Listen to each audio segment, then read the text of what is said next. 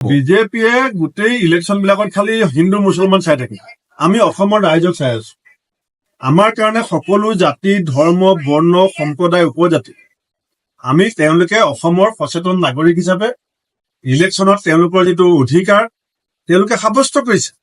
এতিয়া হিন্দু মুছলমান যদি আপুনি কৰিবলৈ যায় তেতিয়াহ'লে যোৰহাটত ডিব্ৰুগড়ত তিনিচুকীয়াত আমি যিখিনি ভোট পাইছো সেইখিনি কাৰ ভোট?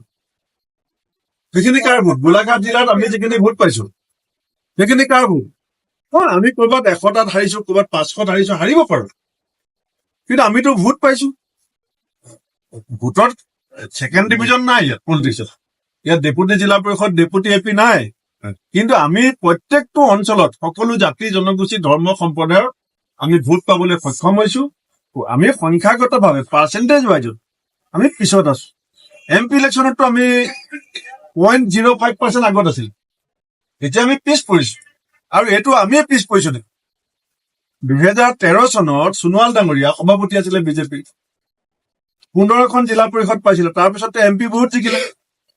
সেইবাৰ আমাৰ লখিমপুৰ জিলাত তেজপুৰত ক'ত পঞ্চায়ত জিকিছিলে, কিন্তু MP জিকি গ'ল। গতিকে প্ৰত্যেকটো ইলেকশ্যনৰ নিজাববীয়া বৈশিষ্ট্য আছে। প্ৰত্যেকটো ইলেকশ্যনৰ ৰাইজৰ চিন্তা চৰ্চা বেলেগ।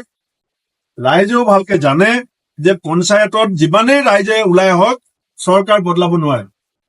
গতিকে ৰাইজে এছেম্বলিত চৰকাৰ বদলাবৰ কাৰণে চৰকাৰখনৰ যি আনএমপ্লয়মেণ্ট প্ৰব্লেম, নিবনুৱা সমস্যা, মূল্য বৃদ্ধিৰ সমস্যা, ইলেক্ট্ৰিচিটি বিল বৃদ্ধি, মেডিচাইনৰ বিল বৃদ্ধি, চাহ শ্ৰমিকৰ মজুৰিৰ বিষয়টো, এইবিলাক ৰাইজে সময়ত বিচাৰ